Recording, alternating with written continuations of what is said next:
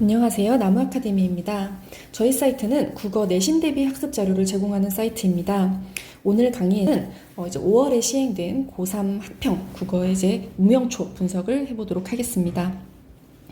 자, 이제 무명초는요, 여러분, 단편 소설인데요. 이제 주제를 먼저 좀 보고 내용을 살펴보도록 할게요. 그래서 궁핍한 지식인의 비참한 삶과 그로 인한 고뇌 그리고 자괴감을 보여주고 있는 소설입니다.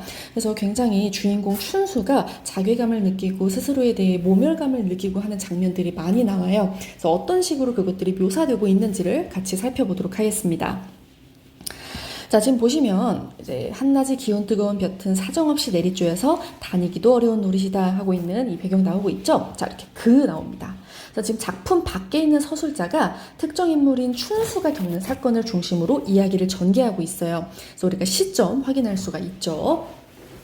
자, 그래서 지금 춘수가 기운 없는 다리, 몸이 좀 아프거든요. 그래서 기운 없는 다리를 이끌고 신문사에 찾아갑니다. 이유는 무엇이냐? 돈 교섭을 하기 위해서예요.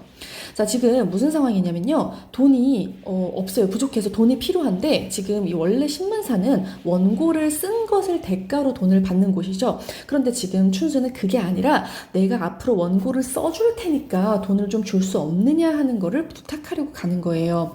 근데 사실 그것도 조르기는 괴로운 일이나 일반적이지 않은 상황이잖아요. 그래서 그걸 부탁하는 것이 좀 괴롭지만 어떻든 도리가 없으니 일단 교섭하기 위해 찾아갔습니다. 자, 그런데 보시면 글쎄 미리는 지출치 않아 라고 하는 이 신문사 하계부에 있는 김의 말이 나옵니다. 이거 김의 말이에요. 자, 그래서 얼마간 써서 실은 뒤가 아니면 어려운데, 그러니까 이미 원고가 나와서 그것을 실은 후에는 돈을 줄 수 있지만 그렇지 않은 상황에서는 좀 어렵다는 거예요. 그러니까 2, 3일 안으로 써보면 그래도 좀 접을 수 있을 테니까 뭐라도 한번 써봐라 라고 말하고 있습니다. 자, 그래가지고 춘수가 이제 2, 3일 안으로 뭐라도 쓰기라도 하고 좀 거리로 나왔어요. 자, 그런데 이제 거기서 끝나는 것이 아니라 중학동에 있는 어떤 친구를 찾아갑니다. 왜냐하면 친구에게 이제 돈을 빌리기 위해서예요. 근데 이제 막상 그 앞에 오니 발이 무거워서 들어갈 수가 없었다라고 나와 있네요.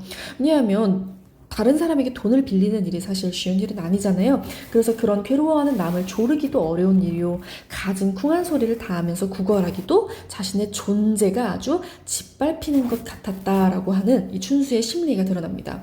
그러니까 이렇게 돈을 구걸해야만 하는 자신에 대해서 굉장한 모멸감을 느끼고 있는 거예요. 그래서 이런 자신의 존재가 짓밟히는 것 같았다라는 표현 같은 거, 그 의미 물어보는 문제 많이 나오니까요. 기억해 두시고요. 자, 그래서 어쨌든 어쩔 수 없기 때문에 그 안으로 들어갔습니다. 그런데 이제 다른 사람이 있었어요. 다른 사람이.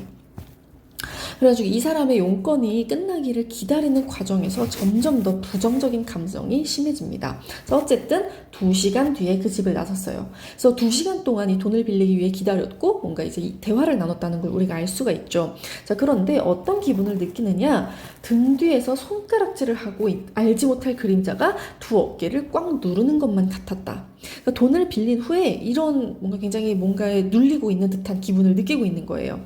게다가 주인이 또 만납시다 라고 말을 했는데 그거를 다시는 오지 말아줘 제발이라고 이제 느끼고 있는 거죠. 근데 실제로 주인이 이렇게 말한 게 아닙니다. 이번 학평에서는 이게 이제 실제 주인이 한 말이라는 식으로 선지가 구성이 됐었죠. 그래서 그런 말이 아니에요. 춘수가 그렇게 느끼고 있는 겁니다. 왜냐하면 내가 이제 돈을 빌렸잖아요. 그러니까 저 사람은 돈을 빌려주기 얼마나 싫었겠어라고 생각하는 그 생각에서부터 비롯됐겠죠. 그래서 자신에 대한 모멸감 그리고 자격지심으로 볼 수 있는 부분입니다. 자, 그런데 어쨌든 돈은 빌렸어요. 1원 지폐.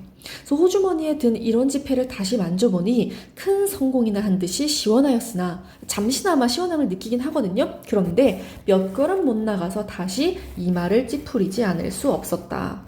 이렇게 구걸했던 자신에 대한 자괴감과 모멸감 느끼고 있는 장면입니다. 자, 그러면서 빌리면서 무슨 말을 했냐면요. 어린 것이 몹시 앓는데 자네 돈 원 변통해주게 하면서 이 어린 것 춘수의 딸입니다.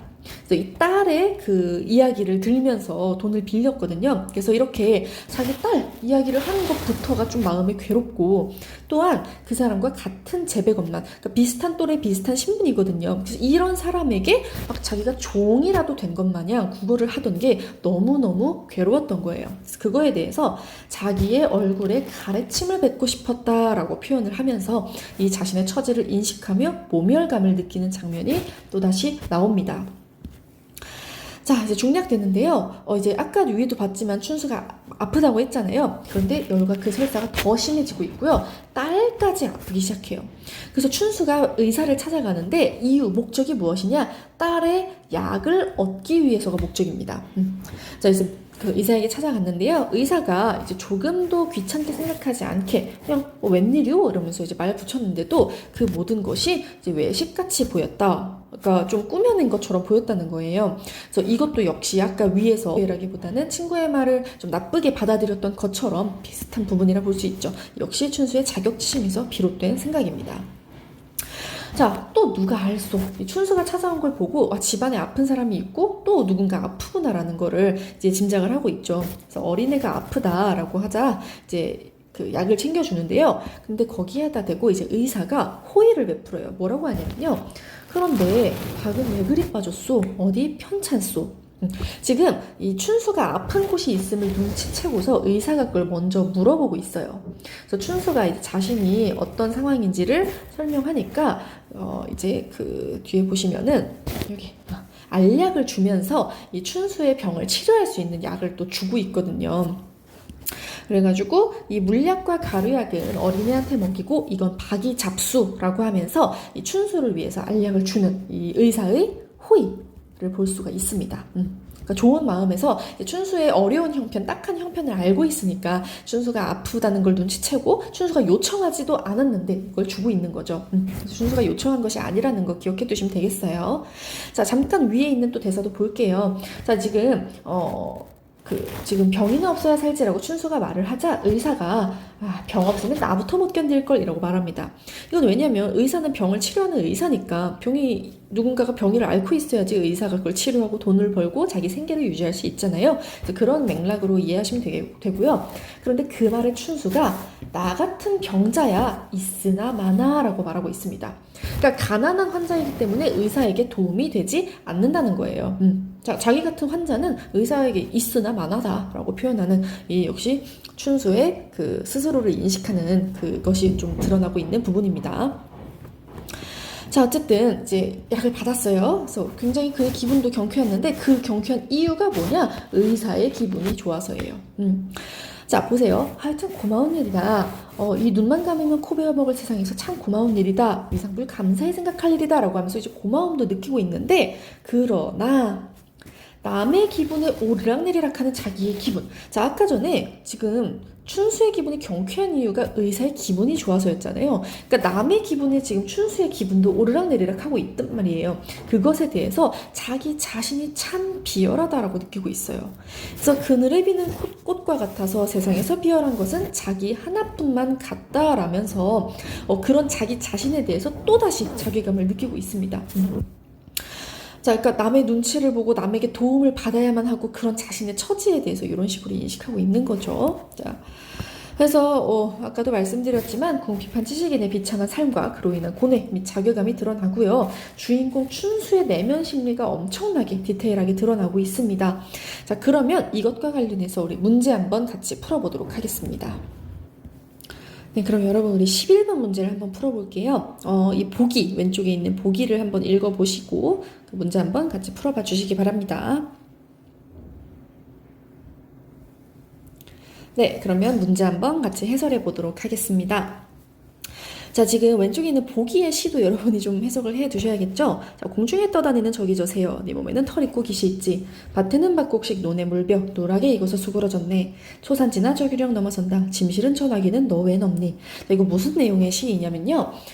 이게 지금 시 내용이 일제강점기라는 시대적 배경 속에서 이제 옷, 밥, 자유라는 인간으로서 기본적인 권리가 있잖아요. 그것조차 누리지 못하고 있는 상황을 보여주고 있는 시예요. 그러니까 저 새는 지금 털도 있고 깃도 있는데 우리는 옷이라는 기본적인, 그러니까 우리 인간들은 그 옷이라는 기본적인 것조차 가지지 못했다. 그러니까 기본적인 권리를 누리지 못하고 있다.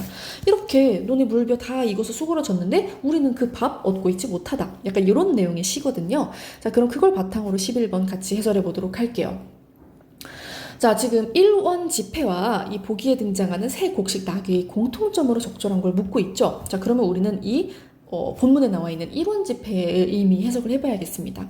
자, 1원 지폐는 춘수가 필요한 것이어서 얻고 싶어 하던 것이에요. 그런데 그걸 얻어내는 과정에서 춘수가 이 느끼는 절망감을 굉장히 심화시킵니다. 그러니까 더 모멸감을 느끼고 더 자존감이 깎이는 기분을 느끼고 그렇죠.